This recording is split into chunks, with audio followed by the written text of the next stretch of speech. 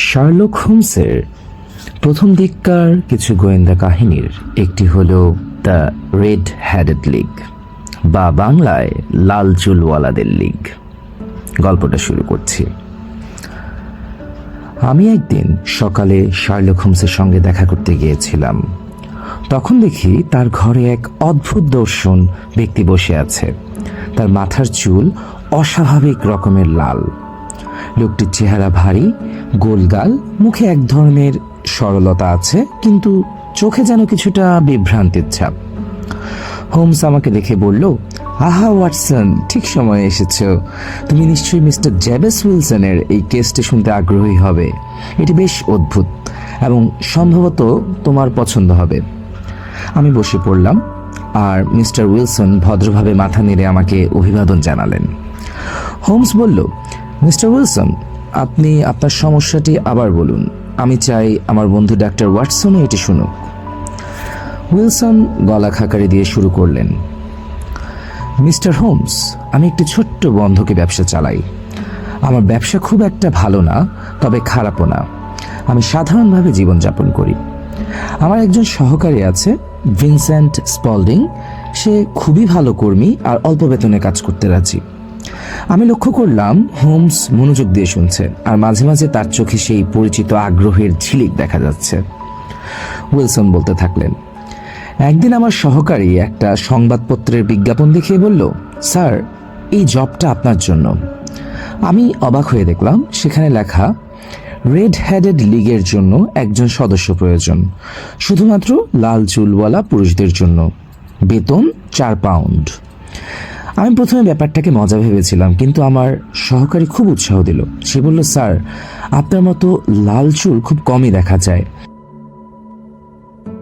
আপনি নিশ্চিতভাবেই নির্বাচিত হবেন। আমি কিছুটা দ্বিধা নিয়েই সেখানে যাওয়ার সিদ্ধান্ত নিলাম। পরের দিন আমি নির্দিষ্ট ঠিকানায় গেলাম। জায়গাটা পোপস কোর্ট। সেখানে গিয়ে আমি যা দেখলাম তা অবিশ্বাস্য। রাস্তা ভরে গিয়েছে লাল চুলওয়ালা লোকদের দিয়ে, যেন পুরো লন্ডনের সব লাল চুলওয়ালা মানুষ এক জায়গায় জড়ো হয়েছে। কেউ গাঢ় লাল, কেউ হালকা লাল, কেউ কমলা রঙের লাল, সব রকমের চুল। আমি ভাবলাম এখানে আমার কোনো সুযোগই নেই, কিন্তু আমার সহকারী আমাকে ভিড় ঠেলে ভেতরে নিয়ে গেল। ভিতরে এক ব্যক্তি বসেছিল, তারও চুল লাল। সে আমার চুল ভালো করে পরীক্ষা করলো, টান দিল আর বলল, অসাধারণ, আপনি নির্বাচিত। আমি অবাক হয়ে গেলাম। আমাকে জানানো হলো আমার কাজটা খুবই সহজ। প্রতিদিন সকাল 10টা থেকে দুপুর 2টা পর্যন্ত অফিসে বসে এনসাইক্লোপিডিয়া ব্রিটানিকার কপি করতে হবে, আর এর জন্য সপ্তাহে 4 পাউন্ড দেওয়া হবে। শুধু একটা শর্ত ছিল, এই 4 ঘন্টা এক মুহূর্তের জন্য বাইরে যাওয়া যাবে না।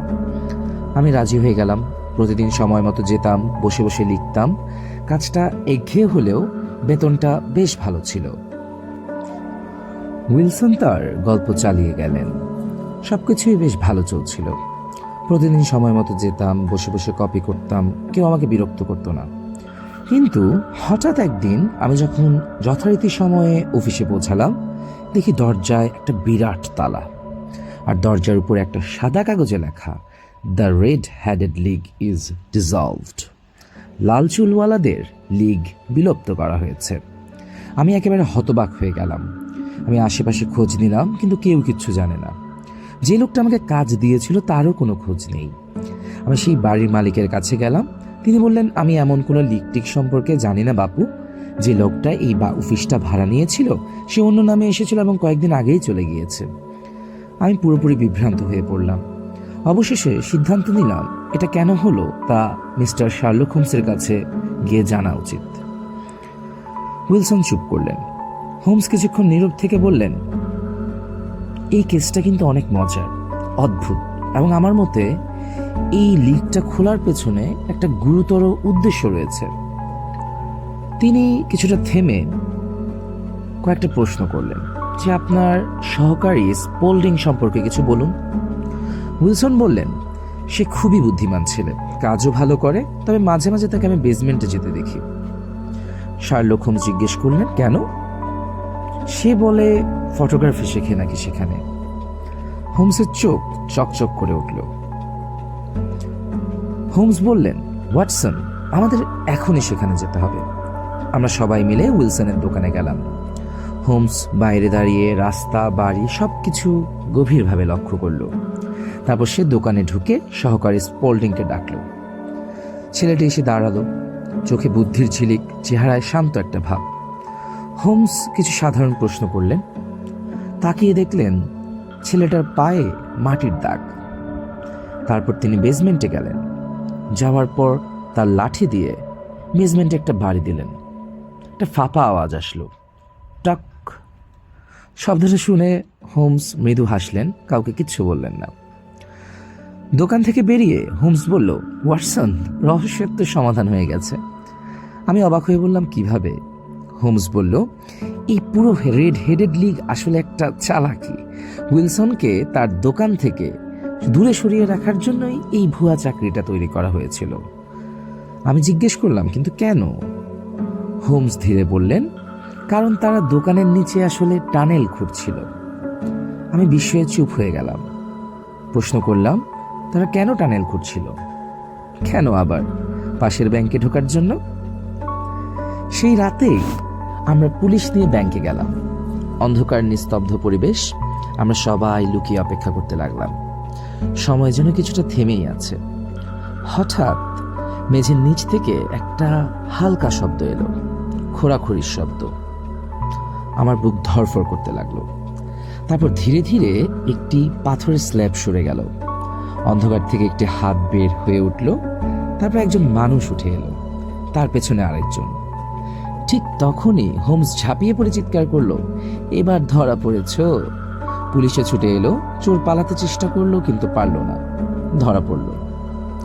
পরবর্তীতে দেখা গেল এই চোরটি ছিল জন ক্লে, লন্ডনের সবচেয়ে বিপজ্জনক অপরাধীদের একজন। সবকিছু পরিষ্কার হয়ে গেল। ভুয়া রেড হেডেড লিগ তৈরি করে উইলসনকে প্রতিদিন দূরে সরে রাখা হয়েছিল এই টানেলটি খোঁড়ার জন্য। এই সময়ে তারা দোকানের নিচে টানেল খুঁড়ে ব্যাংকে ঢোকার চেষ্টা করেছিল। উইলসন অবাক হয়ে গেল। হোমস মৃদু হাসলেন, বললেন, একটা অদ্ভুত বিজ্ঞাপন, একটা হাস্যকর চাকরি, আর এর পিছনে লুকিয়েছিল একটা বড় অপরাধ। গল্পটি ভালো লেগে থাকলে কমেন্ট করবেন, সাবস্ক্রাইব করবেন এবং পরবর্তী গল্পের জন্য আপনার পিন পয়েন্টে ক্লিক করে রাখতে পারেন। ধন্যবাদ। আজকে এতটুকুই।